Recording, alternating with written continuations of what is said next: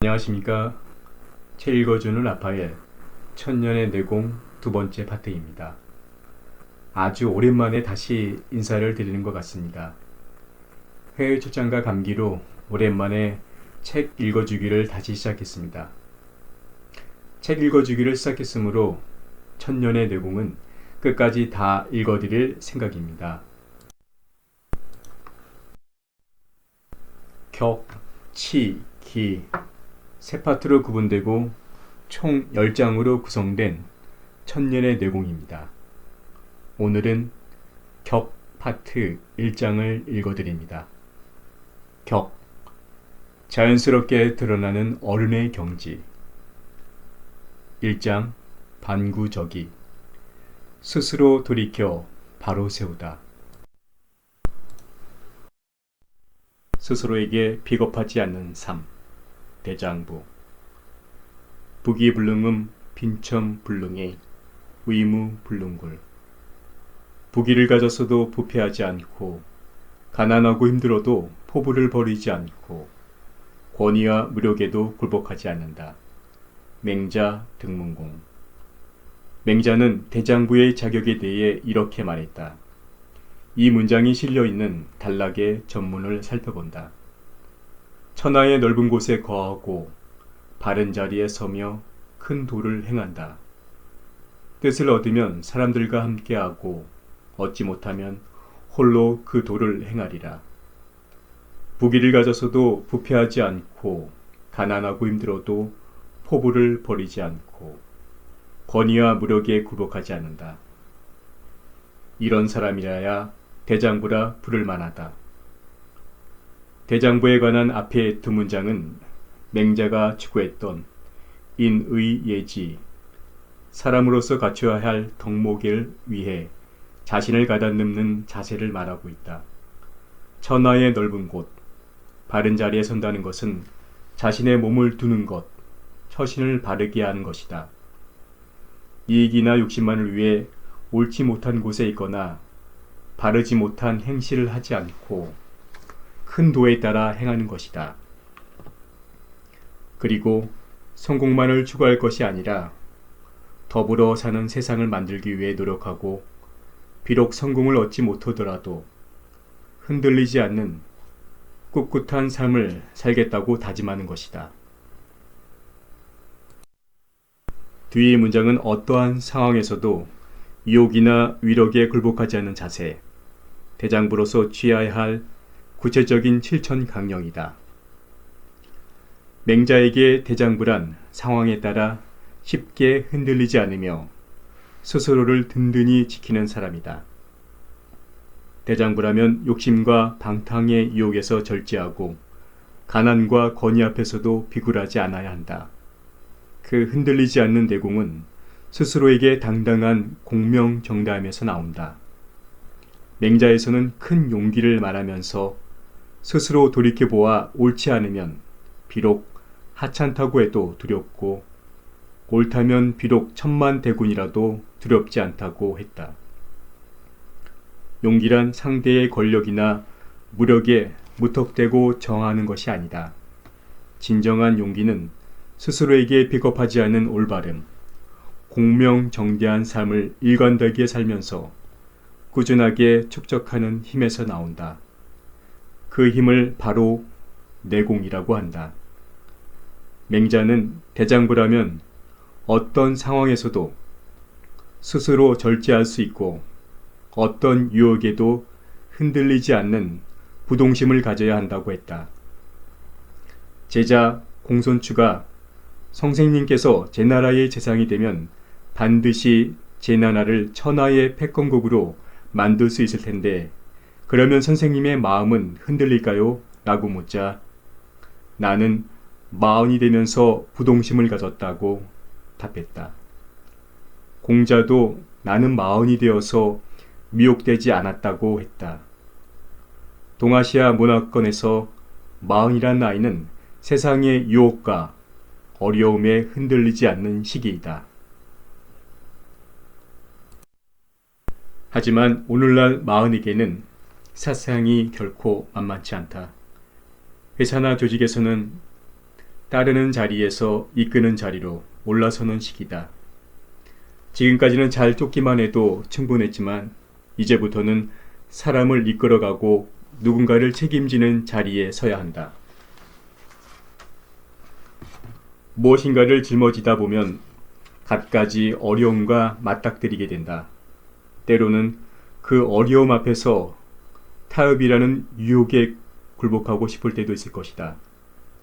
리더에게는 그러한 유혹을 이겨내야 할 의무가 있다.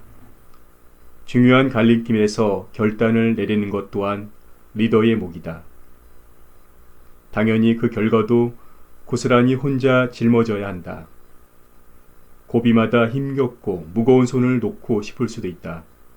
그러나 함께하는 수많은 사람들이 당신을 바라보고 있는 한 도망칠 수도 숨을 수도 없다. 유혹에 흔들리지 않아 어른인 것이 아니라 흔들려서는 안 되기에 어른이다. 부귀를 가졌어도 부패하지 않고 가난하고 힘들어도 포부를 버리지 않고 권위와 무력에도 굴복하지 않는다. 우리는 어른으로 인정받았을 때 규모에 상관없이 누군가를 이끌고 방향을 제시하는 책임 또한 함께 받는다. 그 자리가 외롭고 힘들다고 느껴질 때 스스로에게 선물할 수 있는 말이다. 말은 세상을 향해 선포하는 것이지만 스스로에게 다짐하는 힘도 있다. 소리내어 말하지 않고 겉으로 드러내지 않으면 다만 꿋꿋하게 대장부의 길을 갈 것. 그렇게 묵묵히 길을 걷다 보면 뒤따라오는 이들이 그 발자국을 쫓아 배우고 따를 것이다. 자신을 객관적으로 볼 줄 알아야 어른이다. 지인자지 자지자명. 남을 아는 자는 지혜롭고 스스로를 아는 자는 명철하다. 도덕경. 도덕경 33장에 실려있는 글귀다. 그 다음에는 다른 사람을 이기는 자는 힘이 있고 스스로를 이기는 자는 진정으로 강한 자다. 승인자 위력, 자승자강이라는 구절이 나온다. 여기서 명은 지보다, 강은 위력보다 더 높은 차원이다. 다른 사람을 아는 것은 지혜롭지만 스스로를 아는 것은 그 차원을 넘은 명철함, 통찰이 있는 사람이다. 다른 사람을 이기는 것도 대단하지만 정말 어려운 것은 스스로를 이기는 것이다. 그만큼 스스로를 알고 스스로를 이기는 것은 어른으로서 최고의 경지라고 할 수 있다. 공자도 제자들과 이에 관해 대화를 했던 적이 있다. 공자는 이러한 차원을 명군자, 명철한 군자라고 했다. 수제자 안에는 지혜로운 자는 어떠하고 어떤 자는 어진 자는 어떠한가? 라는 공자의 물음에 지혜로운 자는 자신을 알고 어진 자는 자신을 사랑합니다. 라고 대답했다. 이에 공자는 그를 명군자라고 칭찬했다. 군자는 사람으로서 지향해야 할 최고의 경지로 명군자는 그 중에서도 최상의 인물이다. 그리스의 철학자 소크라테스는 무지의 지로 유명하다. 그는 델포이 신전에서의 신탁을 통해 세상에서 가장 현명한 사람이라는 메시지를 받고는 현명하지 못한 자신이 어떻게 그런 칭호를 받을 수 있었는지에 의문을 품게 된다. 결국 소크라테스는 자신이 아는 것이 없다는 것을 알고 있기에 그런 칭호를 받았다는 것을 깨닫고 아는 것이 많다고 자만하는 세상 사람들에게 너 자신을 알라고 외치며 다녔다. 그리고 삼파수리라는 대화법을 통해 현명하다고 자부하는 사람들의 무지를 깨우쳐줬다. 소크라테스보다 약 100년 전에 활동했던 공자 역시 마찬가지였다. 공자는 당대 최고의 지식인으로 인정받았지만 배움이 좋아서 열심히 공부했던 것일 뿐 날 때부터 알았던 사람이 아니라고 스스로를 낮추고 있다. 논어 자언에서 공자는 나는 아무것도 아는 것이 없다고까지 말하고 있다. 동서고금을 통틀어 가장 현명하다고 인정받는 두 사람은 자신의 무지를 깨달음으로써 지혜를 찾는 출발점에 섰다. 이들은 부족함을 깨닫고 날마다 스스로를 성찰했기 때문에 끊임없이 공부에 매진할 수 있었다. 더불어 인생의 진정한 목적과 본질에 대한 통찰을 얻을 수 있었다. 오늘날 세계 역사상 가장 현명했던 두 사람으로 인정받게 된 까닭이다.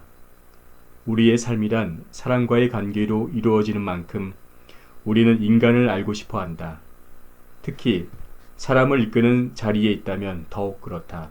그래서 다른 사람을 알기 위해 심리학을 공부하기도 하고 인문고전을 통해 사람에 대한 통찰을 얻으려고 노력한다.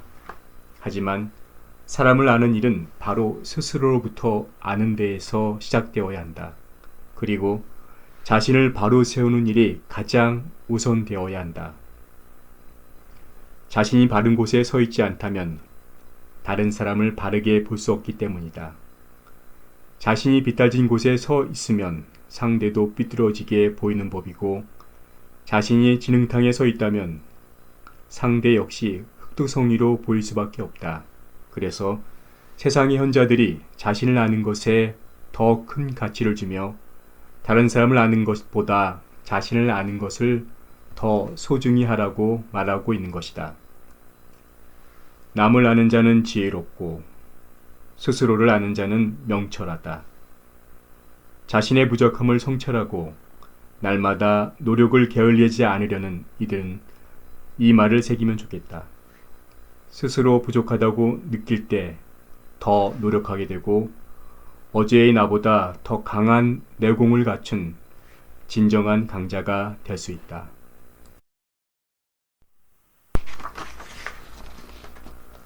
고난은 소년을 어른으로 만들어주는 힘이다.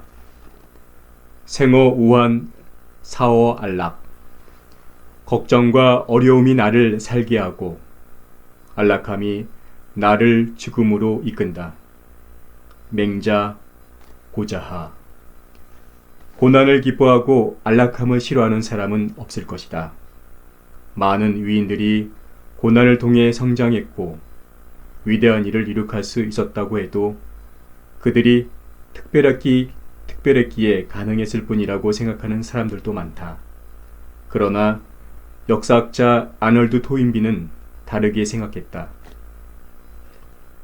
토인비는 역사의 연구에서도 도전과 응전을 핵심 모티브로 삼아 인류가 발전할 수 있었던 동인을 거친 환경과 가혹한 고난에서 찾았다. 예를 들어 청어를 머나먼 부키에서 그냥 운반했을 때는 거의 다 죽어버렸지만 천적인 물메기 몇 마리를 수조에 넣은 다음 운반했을 때는 대부분이 싱싱한 상태로 건너올 수 있었다. 적당한 긴장과 위협이 청어를 더욱 활기차게 만든 것이다. 맹자는 일찍이 이러한 인간의 속성을 깨뚫고 있었다. 그는 위의 구절에서 걱정과 어려움을 통해 사람은 성장하고 발전하지만 당장의 안락에 젖어 있을 때 사람은 이미 패망의 길로 가고 있는 것이라고 말하고 있다. 고난에도 좌절하지 말고 안락할 때 방탕하지 말라는 경계의 말이다. 근사하게도 역경의 의미에 대해 깊은 통찰을 주는 말이 실려 있다. 가난과 고난과 근심 걱정은 그대를 옥처럼 완성시킨다. 아름다운 옥이 훌륭한 옥공의 손에 의해 갈고 닦여야 빛이 나듯이 인간 역시 고난에 의해 완성된다. 이 말을 보면 우리는 역사적으로 위대한 일을 이룩했던 사람들이 왜 그리 엄청난 고난을 겪었는지에 대한 이유를 찾을 수 있다. 역경을 통해 얻을 수 있는 인내와 자제력, 그리고 고난 극복 능력이 위대한 일을 해낼 수 있는 자질과 능력이 된다는 데에도 충분히 공감할 수 있다. 역경과 고난을 통해 얻은 경험이 삶에서 그 무엇보다도 소중한 자산이 될 것임을 부인한 사람 또한 없을 것이다. 젊어서 고생은 사서도 한다는 말이 있다. 고난은 역경이 아니라 축복이라 라고 한다. 독일의 철학자 니콜라이 하르트만은 고난은 가치다 라고 이야기했다.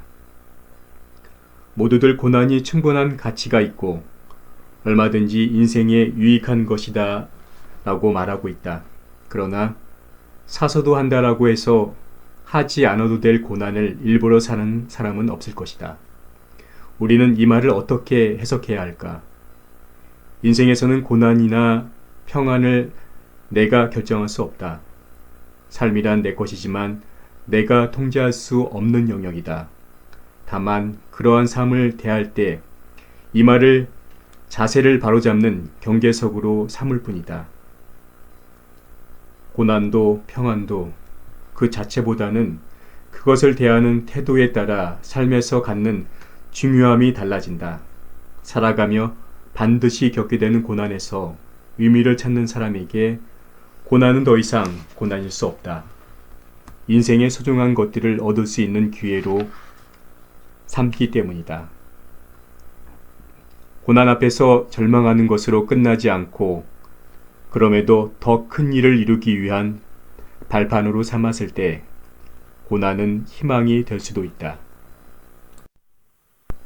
걱정과 어려움이 나를 살게 하고 안락함이 나를 죽음으로 이끈다. 작은 성공에 만족하며 타성에 젖어 있거나 닥쳐온 고난에 힘들어하고 있는 사람에게 꼭 들려줘야 할 말이다. 만약 조직이 무사한 일에 젖어 하루하루를 헛되이 보내는 조짐이 있다면 이 말을 통해 강력하게 경각심을 불러일으켜야 한다. 시진핑 중국 국가주석이 2013년 마오쩌둥 탄생 120주년 기념 좌담회에서 이 구절을 인용했다. 우리나라에서는 2015년 맥킨지 코리아 주최 포럼에서 주영환 기획재정부 차관이 저성장 시대의 시대에 미래 성장 동력을 발굴하고 새 비즈니스 기회를 창출하여 혁신하면 큰 성공을 거둘 수 있다고 강조하며 이 명구를 인용했다.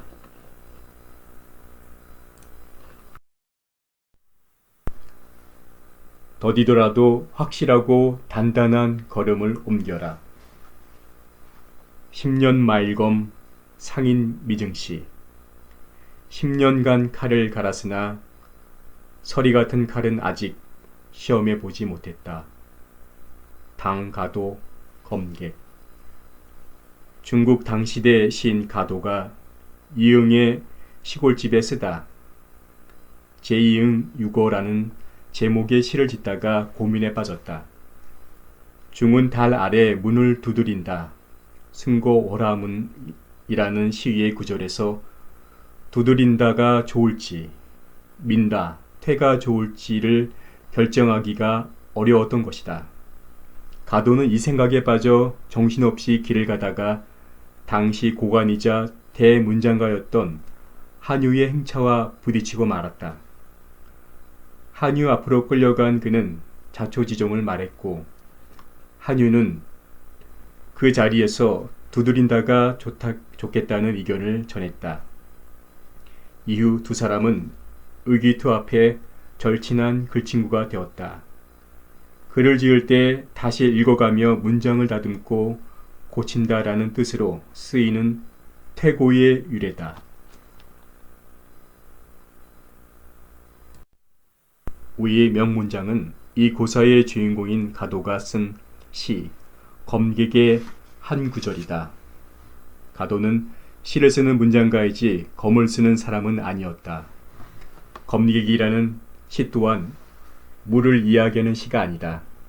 가도는 10여 년간 닦고 연마한 학문과 재능을 천하를 바로잡는 공평무사한 일에 쓰겠다는 포부를 검으로 세상을 바로잡는 협객의 비유에 읊은 것이다. 이 구절의 다음을 보면 한결 뜻이 분명해진다. 오늘 이 칼을 그대에게 주노니 그 누가 공평치 못한 일을 하리요.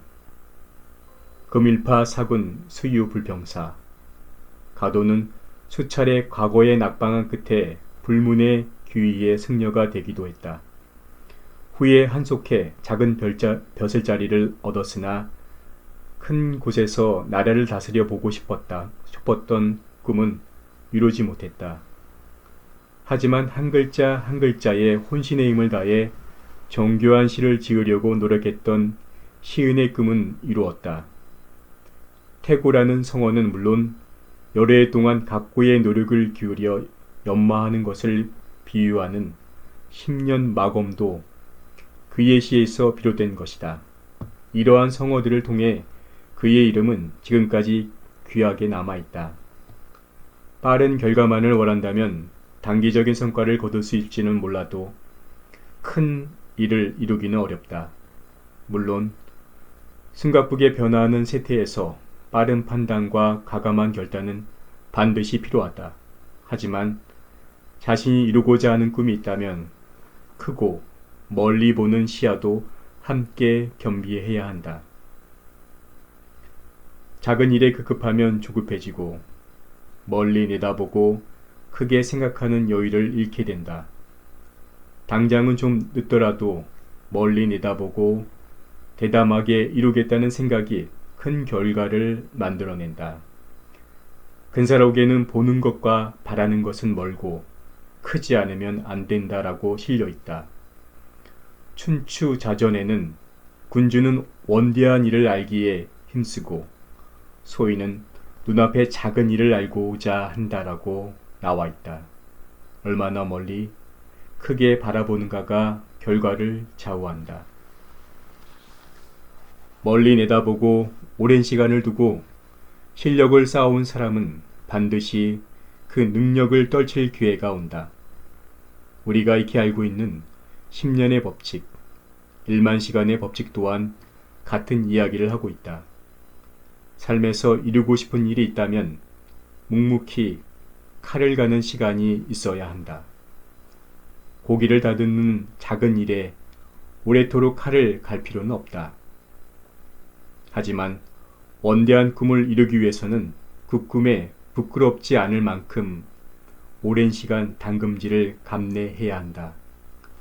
그렇게 촉촉한 시간의 결을 일컬어 내공이라고 한다. 10년 칼을 갈았으나 서리 같은 칼은 아직 시험해 보지 못했다. 큰 일을 앞에 두고 있을 때 이 문장으로 스스로를 가다듬을 수 있다. 리더로서 믿음과 신뢰를 표하고 싶을 때도 적격이다.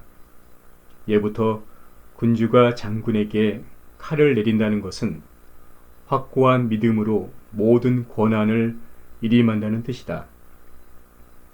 시의 다음 구절, 오늘 이 칼을 그대에게 주노니 그 누가 공평치 못한 일을 하리요. 와가 함께 이 말을 해준다면 사람의 마음을 크게 움직일 수 있을 것이다.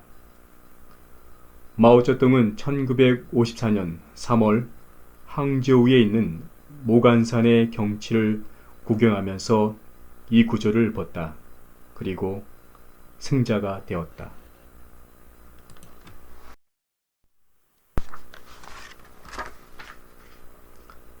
리더란 선택의 순간에서 주저하지 않는 존재다.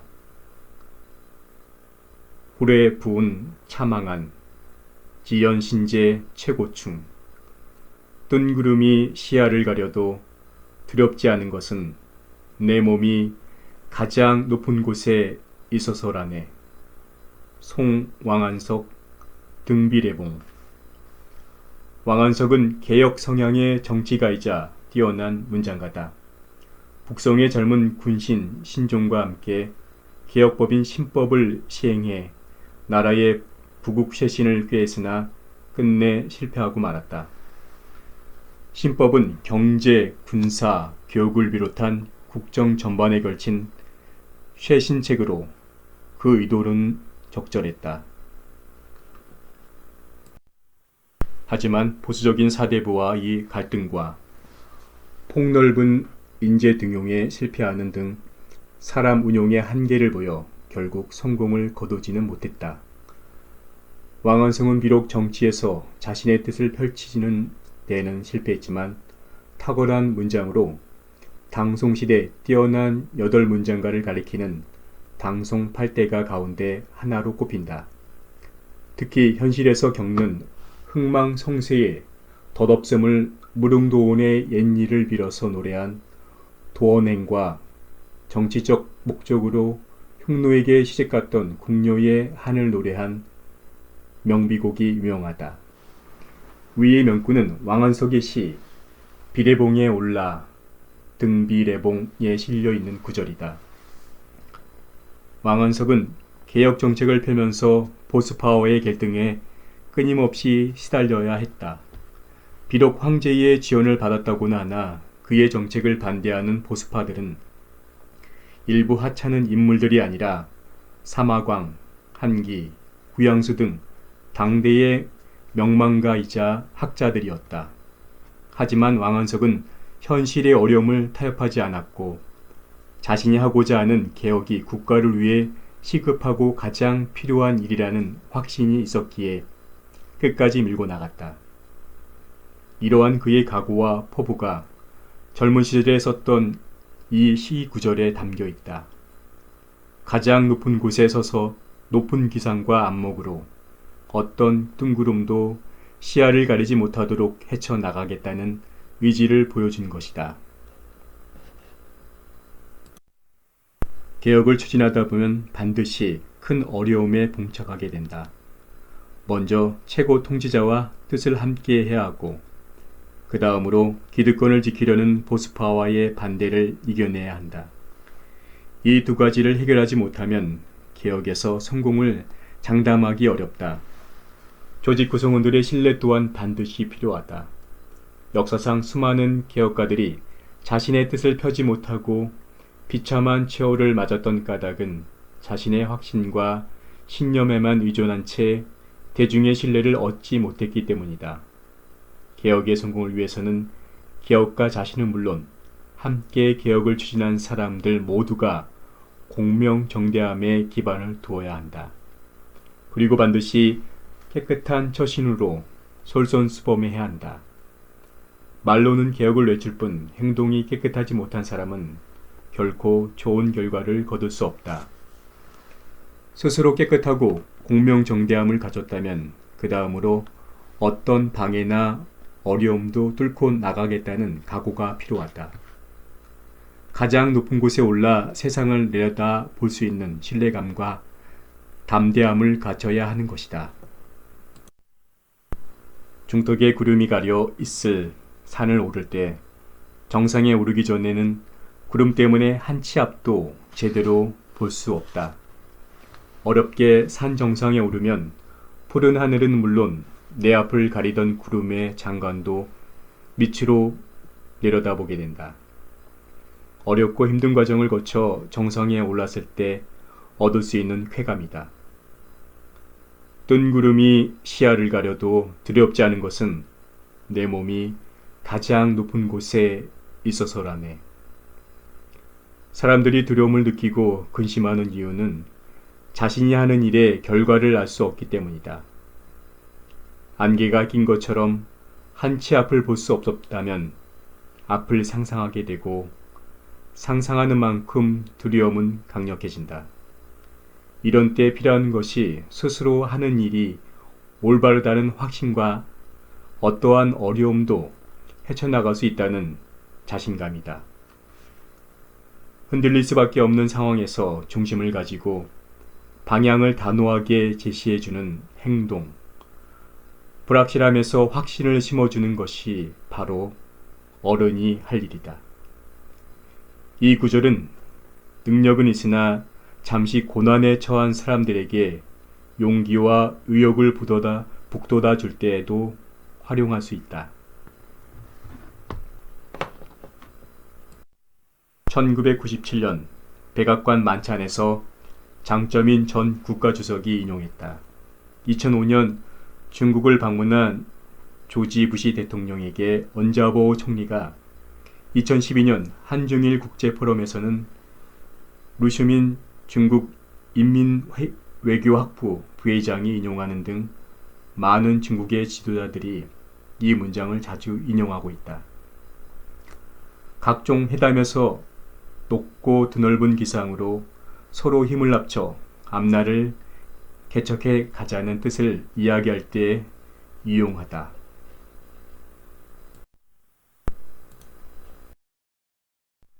상황에 얽매이지 말고 상황을 장악하는 힘. 유검 입사이 유사 입검난. 검소에서 사치로 들어가기는 쉬우나 사치에서 검소해지기는 어렵다. 송 사마광 훈검시강. 자치통감의 저자로 유명한 사마광이 아들 사마강에게 금검 전략을 훈계하기 위해 쓴 훈검시강에 실려있는 구절이다. 사마강이 훈검시강에서 말하고자 한 바는 다음과 같다. 덕이 있는 사람은 모두 검소함에서 유래한다. 무릇 검소하면 욕심이 적은 법이다. 군자가 욕심이 적으면 외물의 불임을 당하지 않기 때문에 바른 도로 행할 수 있다. 소인이 욕심이 적다면 근신하고 전략할 수 있어 죄를 짓지 않으면 집안을 번창시킬 수 있다. 반대로 사치하면 욕심이 많아진다. 군자가 욕심이 많으면 부귀를 탐하여 도에서 어긋나게 되고 재앙을 부른다. 소인이 욕심이 많으면 많은 것을 구하여 함부로 낭비하기에 패가 망신하기 쉽다. 군자든 소인이든 사람담에 관계없이 누구나 검소함을 통해 스스로를 지켜나갈 수 있다. 생활의 검소함은 자신은 물론 집안을 잘 다스리게 하고 나아가 나라와 천하를 잘 다스리는 근본이 된다. 사마강의 특별한 교육을 어릴 때부터 받았던 사마강이 청렴결백하면서도 뛰어난 인재가 되었던 역사가 이를 증명한다. 경제적으로 넉넉한 삶을 싫어하는 사람은 없다. 그러나 가난할 때는 먹고 살 정도만 되었으면 좋겠다고 생각하지만 정작 부자가 되어도 처지에 만족하지 못한다. 욕심에는 한계가 없기 때문이다. 그래서 사람들은 끊임없이 부를 쫓게 되고 이런 욕심은 죽을 때까지 계속된다. 오늘날은 부만 있으면 어떠한 일도 할 수 있는 물질 만능주의의 시대다. 극단의 경제학이라고도 불리는 이러한 시대에 스스로를 지켜나가기는 참 어렵다. 오직 부자가 되기 위해 수단을 가리지 않고 그 부를 대물림하기 위해 온갖 편법과 탈법을 꺼리낌 없이 행하는 사람들도 많다.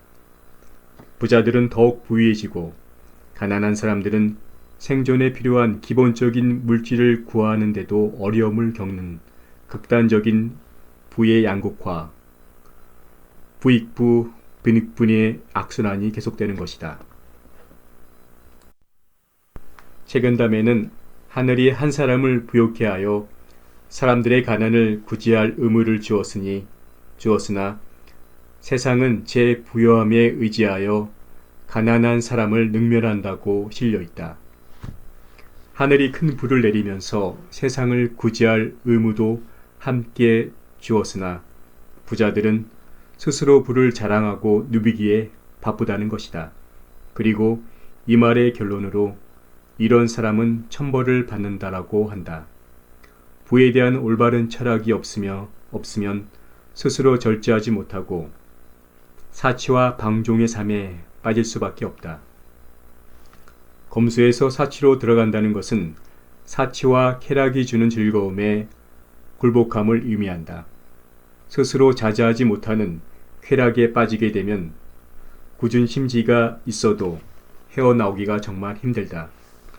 사치함이 주는 쾌감은 집요할 뿐더러 치명적으로 강하다. 따라서 큰 돈을 벌어 부자가 되겠다는 우리가 흔히 세우는 목표는 바람직하지 않다. 부는 자신의 목표를 이루기 위한 수단일 뿐이다. 대신 부자가 되어 어려운 사람을 돕겠다와 같이 부에 대한 책임을 다하는 목표를 설정해야 한다. 철학이 없이 그저 부자가 되는 것 자체를 목표로 한다면 한계가 없는 부의 치부에 빠질 수밖에 없다. 격연연벽에는 곤욕이 근심이 아니라 곤욕을 괴로워하는 것이 근심이다. 영화가 즐거운 것이 아니라 그 영화를 잊어버리는 것이 진정한 즐거움이다 라고 실려있다.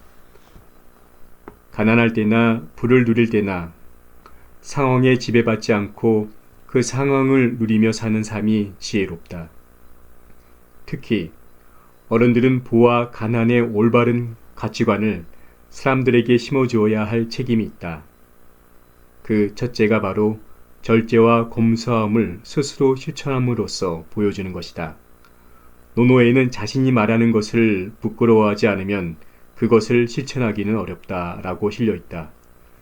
부의 가치관이 정립되어 있지 않을 때 언행일치, 지행합일은 지키기 어렵다. 검소에서 사치로 들어가기는 쉽고 사치에서 검소해지기는 어렵다. 항상 이 구절을 마음에 새기면서 스스로를 성찰해야 하는 이유다. 그래야 부에 대한 철학이 있는 어른이 될 수 있다.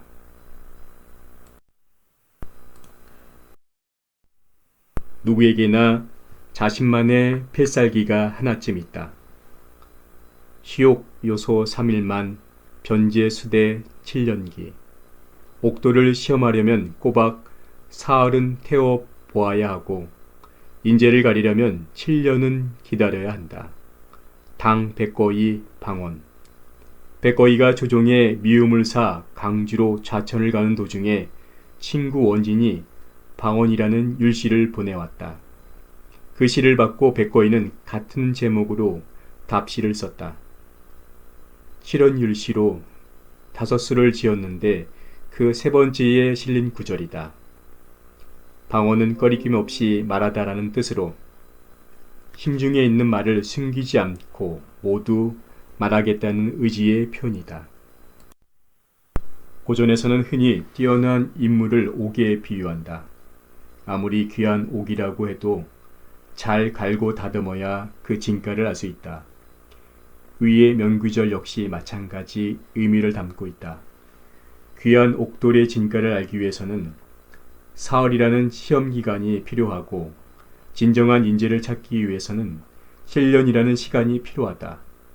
백거이는 정치적 사건에 대해 직언을 하다가 황제의 미움을 사 좌천을 가면서 그 원망을 억울함을 이 구절에 담았다. 인재를 알아보려면 시간을 두고 다양한 측면에서 시험을 해봐야 그 진가를 알 수 있는데 주위 신하들의 참언에 의해 쉽게 자신을 내친 군주에 대한 아쉬움을 토로했던 것이다. 옛날 훌륭한 군주였던 주공은 유언비어를 멀리했고 왕위를 찬탈했던 왕망도 그전에는 공정하고 겸손했던 사람이었다는 고사를 들며 사람을 쉽게 판단해 내치는 것은 잘못임을 거침없이 말하고 있다. 제목 방언처럼 꺼리낌 없이 심중의 말을 하고 있다는 뜻이다. 이 명규절에는 크게 두 가지의 가르침이 숨어 있다. 먼저 대기만성이다. 도덕경에 있는 성어로 크고 위대한 인물이 되기 위해서는 많은 시간과 끊임없는 노력이 필요하다는 뜻이다. 요즘은 이런 출세, 빠르게 얻는 명성이 각광받는 세태다. 남들보다 앞서기 위해 주급해야 하고 빨리 높은 자리를 차지하고 싶어서 초조해야 한다. 하지만 송시대 학자 정의는 인생 3불행을 말했다. 젊을 때 출세하는 것, 권세 좋은 부모 형제를 만나는 것, 탁월한 재능을 타고나는 것. 이 세 가지는 행운이 아니라 불행의 근원이 될 수도 있는 것이다. 지름길보다는 시간의 힘을 믿고 빠르지는 않지만 꾸준하게 포기하지 않고 자신의 내공을 쌓는 정도를 걸어야 진정한 강자가 될 수 있다. 또 한 가지 가르침은 사람을 쉽게 판단하지 말고 쉽게 버리지 말라는 것이다. 명심보감에 있는 사람을 의심하거든 쓰지 말고 사람을 썼거든 의심하지 말라는 말과도 일맥상통한다. 리더가 사람을 쉽게 쓴다면 올바른 사람을 얻기가 힘들다. 또한 믿업지 못한 사람에게 일을 맡기게 되면 불안하고 의심스러운 마음에 눈길을 거두기가 어렵다. 의심을 받으며 일하는 사람 역시 의욕을 잃게 된다. 결국 일도 잃고 사람도 잃고 만다. 사람을 이끄는 사람이라면 사람을 뽑는 일에 신중해야 한다. 다양한 시험과 엄격한 방법을 통해 사람을 찾아야 하고 뽑은 다음에는 귀하게 써야 한다. 떠도는 말과 참언에 쉽게 사람을 버려서는 안 된다. 쉽게 사람을 뽑고 함부로 사람을 버린다면 진실한 사람, 능력 있는 사람은 얻기 힘들다. 현명한 사람에게 일을 맡겼으면 두 마음을 품지 마라. 서경. 금원이 전곡을 찌른다. 옥도를 시험하려면 꼬박 사흘은 태워보아야 하고 인재를 가리려면 7년은 기다려야 한다. 눈앞의 결과가 아니라 먼 미래를 보는 안목으로 인재를 판별하라고 할 때 떠올리면 좋은 말이다. 협상이 지지부진할 때 인내로서 좋은 결과를 거두자고 권유할 때도 유용하다. 특히 사람을 뽑고 판단하는 일을 할 때 명심해야 할 소중한 글이다.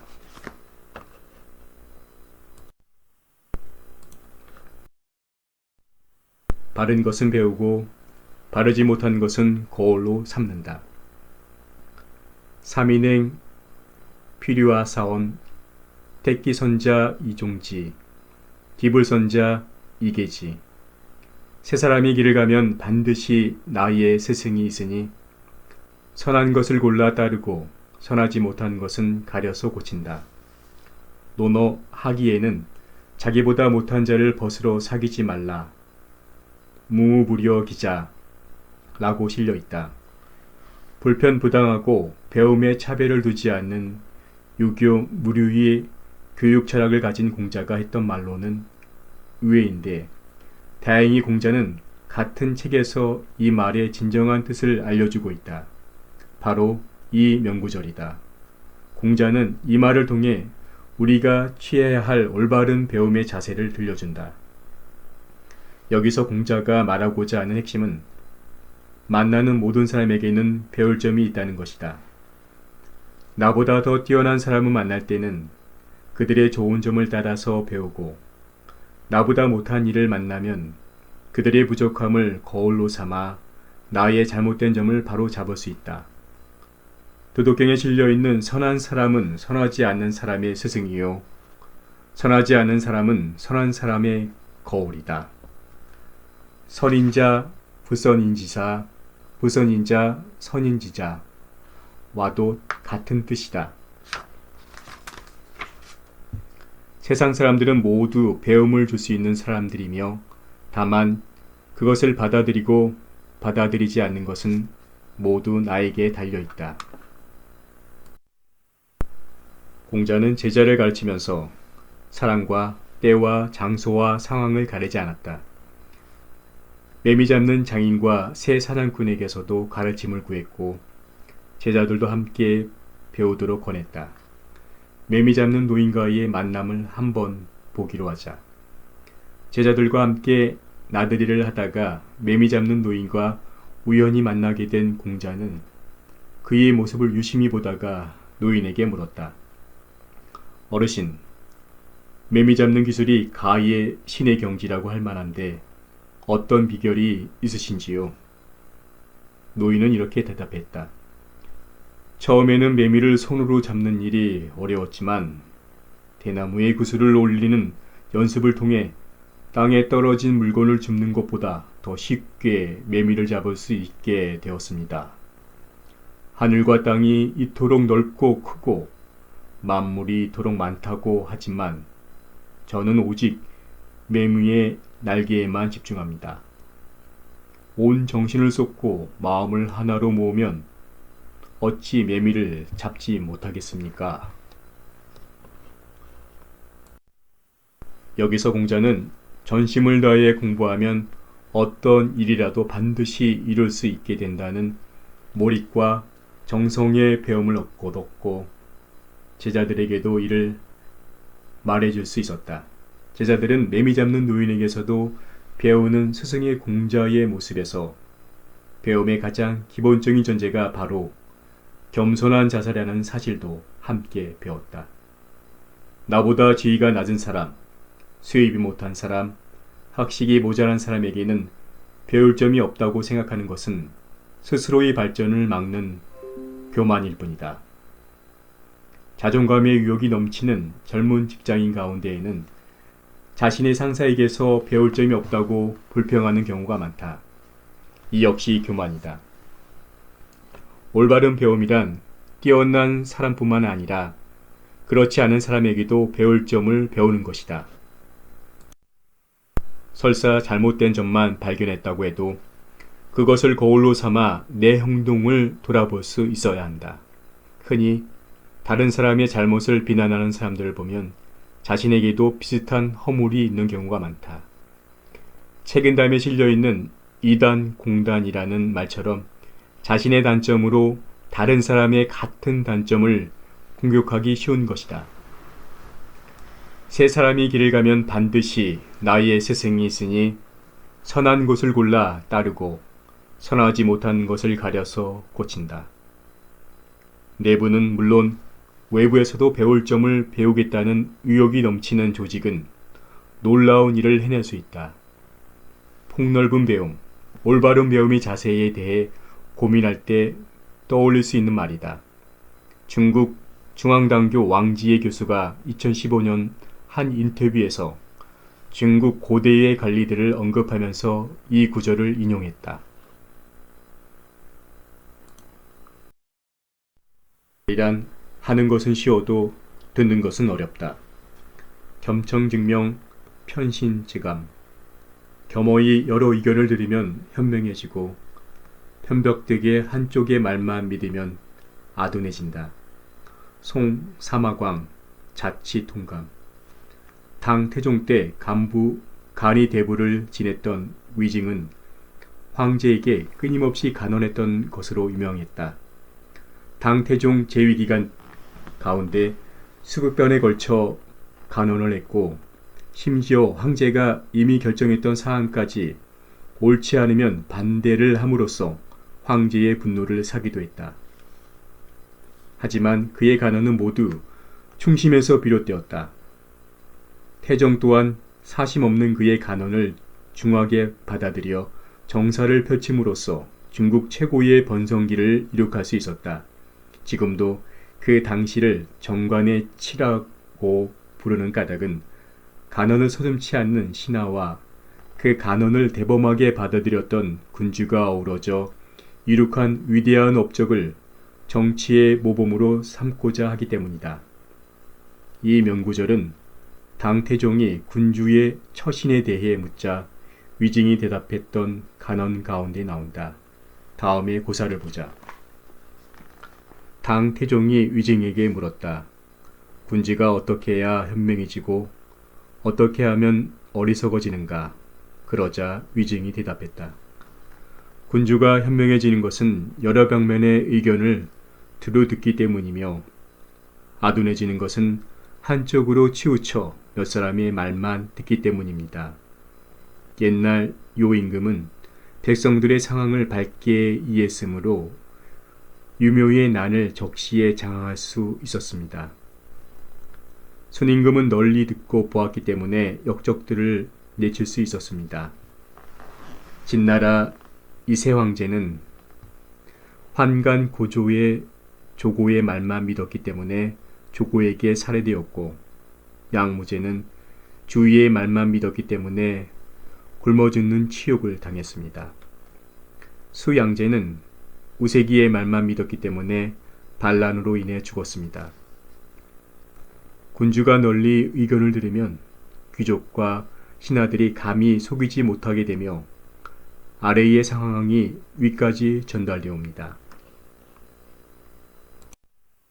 군주가 여러 방면의 의견을 널리 듣는다는 말은 듣기 싫은 소리까지 듣는다는 것을 의미한다. 한쪽으로만 치우쳐 듣는 태도는 달콤한 의견만 듣는 것이다. 이런 군주에게는 충신이라고 해도 직언을 할 수 없다. 목숨을 걸어야 하기 때문이다. 위증의 간언에도 나오지만 귀를 열고 널리 들었던 임금들은 천하를 잘 다스리고 역적들을 내칠 수 있었지만 몇몇 잘못된 신하들만 믿었던 군주는 자신도 죽고 나라도 망하고 말았다. 그래서 여시춘추에서는 망국의 군주에게는 직언을 할 수 없다. 망국군주 불가이직언이라고 경고했다. 무소불위의 권력을 가진 군주가 듣기 싫은 소리에 귀를 기울이는 것은 쉽지 않은 일이다. 스스로를 낮출 수 있는 겸손과 스스로를 절제하는 자지력이 필요하기 때문이다. 간신들의 달콤한 말을 무시하기도 쉬운 일이 아니다. 그들은 군주의 마음을 간지리는 데 타고난 재능이 있기 때문이다. 그들은 타고난 입담과 사람의 본성을 건드리는 술책으로 군주를 설득해 자기 의도대로 이끌어 나간다. 또한 자신의 입신에 방해가 되는 강직한 임무를 모함에 제거해 버리기도 한다. 따라서 사람을 이끄는 자리에 있는 이들은 사람의 말을 가려 들을 수 있어야 한다. 책은담에서 나쁜 말을 들어도 금방 미워하지 말라. 참소하는 사람의 분풀이일까 두렵다. 고 경계하는 까닭은 바로 이 때문이다. 겸허히 여러 의견을 들으면 현명해지고 편벽되게 한쪽의 말만 믿으면 아둔하게 된다.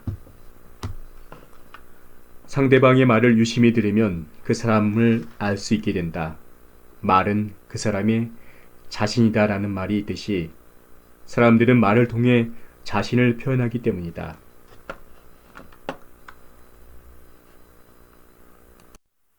올바르게 듣는 법을 알아 세상과 사람의 정보에 능통한 사람이 비즈니스는 물론 인생에서도 성공할 수 있다. 지금 사람을 이끄는 자리에 있거나 장차 리더를 꿈꾸는 사람이라면 듣는 것을 통해 사람과 세상을 읽는 통찰력을 갖춰야 할 것이다.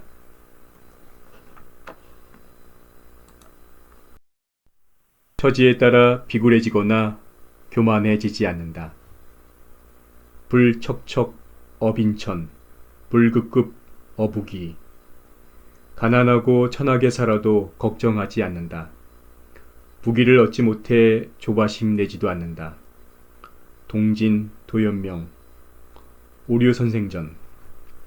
중국 전한시대 학자인 유양이 쓴 연려전에는 노나라의 청렴한 선비 검누의 이야기가 나온다.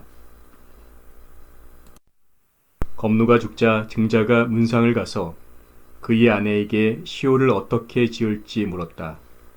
검누의 아내가 강, 편안함이라고 짓기를 원하자 증자가 궁금해서 물었다. 선생께서는 평생을 빈곤하게 살며 영화를 누리지 못했는데 어찌 강으로 지으시려 합니까? 그의 아내가 이렇게 말했다.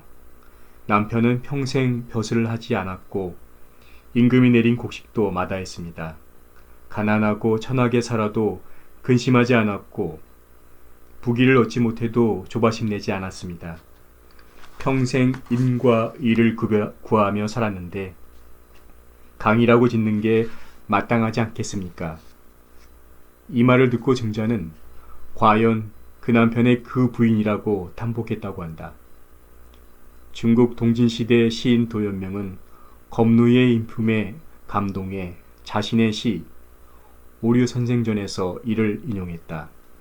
검누가 평생 빈천함을 근심하지 않고 부귀에 극복하지 않았다고 하니 오류선생이 바로 그 사람의 짝이다라며 그의 삶을 담고 싶다고 한 것이다. 오류선생은 바로 도연명 자신이다.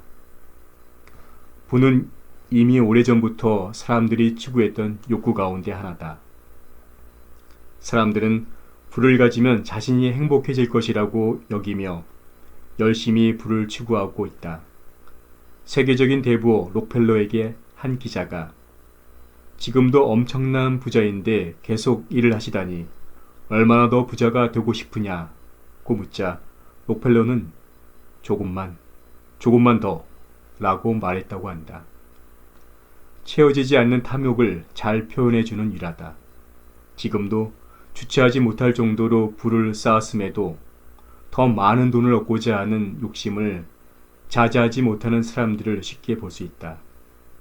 이처럼 끝없이 부를 추구하는 사람으로는 결코 행복한 삶을 살 수 없다. 아무리 채워도 채워지지 않는 우물을 끊임없이 채워야 하는 처지인데 어떻게 행복할 수 있을까? 가난 역시 마찬가지다. 물론 가난하면 삶이 불편하다. 심할 경우 끼니 자체를 걱정해야 할 수도 있다. 하지만 가난은 그것을 대하는 사람의 의지에 따라서 그 의미가 달라진다. 검노나 도연명처럼 부에 연연하지 않고 가난을 초월한 삶을 살 수 있으면 가난 때문에 힘들어하고 조바심 내지 않게 된다. 도가의 대표적인 철학자 장자에게 위왕이 선생은 어찌 그리 고달파 보입니까? 라고 묻자 장자는 나는 가난한 것이지 고달픈 것은 아닙니다. 비냐 비야 라고 대답했다. 단지 때를 만나지 못해 가난한 것일 뿐 힘들어하지는 않는다는 것이다.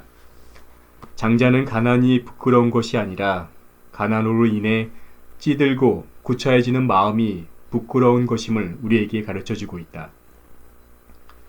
가난하고 천하게 살아도 걱정하지 않는다. 부귀를 얻지 못해 조바심 내지도 않는다. 부도 가난도 모두 마음가짐에 달려있다. 부가 결코 행복의 조건은 아니고 가난이 불행의 이유도 아니다. 부자라고 해서 훌륭한 사람인 것도 아니고 가난한 사람이라고 해서 무능하거나 인격이 모자란 것이 아니다. 단지 부를 기준으로 인간의 격을 판단하는 사람들의 마음가짐이 문제인 것이다. 안빈낙도의 삶을 살기에는 우리 평범한 사람들은 모자람이 많다. 따라서 부와 가난에 대한 뚜렷한 의식과 철학을 심어주기 위해 어른들이 노력해야 한다. 하지만 무엇보다도 스스로가 올바른 부의 철학, 부에 대한 내공을 쌓을 수 있어야 한다. 아리스토텔레스도 부란 국가가 가정에서 필요한 만큼을 채우는 것이 한계인데 오직 돈을 버는 것을 목적으로 하는 사람들의 탐욕 때문에 한계가 없다라고 개탄했다. 그 시절에도 부를 쌓는데 목숨을 거는 사람들의 욕심이 사회의 걱정거리였다. 오늘날 더 심각해진 세태에서 어른들이 이를 바로 잡아야 한다.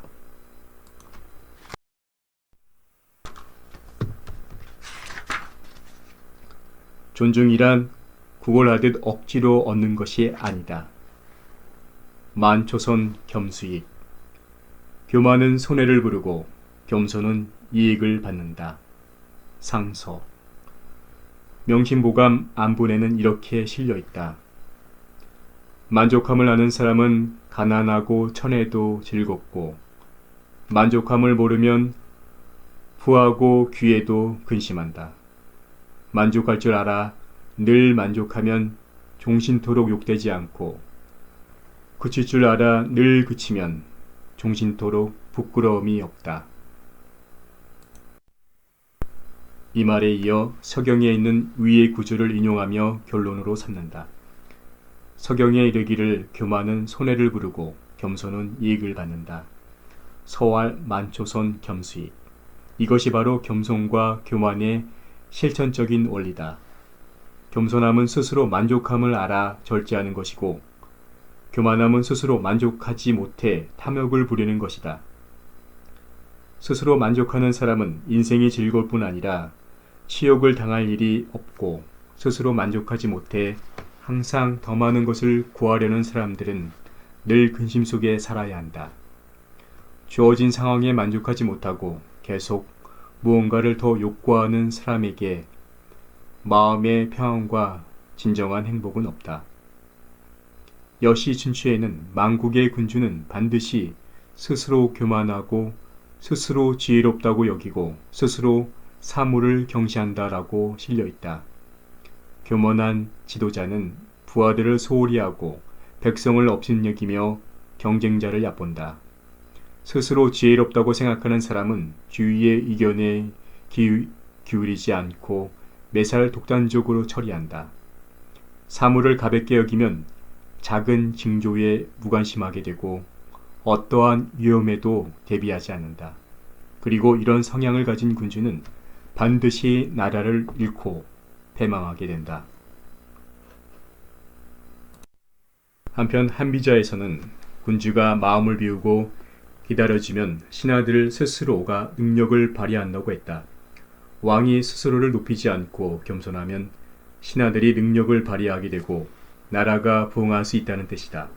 맹자는 왕이 인자한 정치를 베풀면 백성들이 윗사람을 존경하고 그를 위해 목숨을 바친다라고 했다. 겸손으로 얻는 것도 사람이고 교만으로 잃는 사람도 사람이다. 그리고 결과로 나라가 망하거나 흥하게 된다. 나라를 세우는 것도 망하게 하는 것도 모두 사람에게 달려있기 때문이다. 이 고전들은 나라와 군주에게 대해 말했지만 어느 누구도 이 진리에서 자유로울 수는 없다. 스스로를 높이려고 하면 사람은 잃고 무너지게 되고 스스로를 낮추면 사람을 얻을 수 있다. 모두가 자기를 높이려고 하고 또 높아야만 알아주는 오늘날의 세태에서 스스로를 낮추기란 결코 쉬운 일이 아니다. 시대를 거꾸로 가는 행동이라고 생각될 수도 있다. 심지어 품격과 예의를 지키면 자존심이 없다고 비웃음을 당하는 경우도 많다. 높은 지위에 오르고 많은 부를 누리게 된 사람일수록 자신을 절제하고 겸손하기란 결코 쉬운 일이 아니다. 하지만 존경이란 스스로를 높이는 것이 아니라 낮춤으로써 얻을 수 있는 것이다. 지위 여하를 떠나 스스로를 낮추는 사람에게 사람이 모이고 그렇게 그는 자연스럽게 소통의 중심 인물로 서게 된다. 교만은 손해를 부르고 겸손은 이익을 받는다. 사람을 이끄는 사람에는 비굴이 아닌 진정한 겸손의 자세, 교만이 아닌 바른 자존감의 정립이 반드시 필요하다. 스스로의 가치를 높이기 위해 노력하고 자신이 소중한 만큼 다른 사람을 인정하고 품격 있는 말과 행동으로 스스로는 물론 남도 높여주는 역지사지의 자세를 갖출 수 있어야 한다. 이것이 바로 지켜야 할 진정한 자존심이고 사람을 얻는 비결이다. 지위가 높아질수록 실력보다도 사람들과의 인화가 진정한 능력이 된다.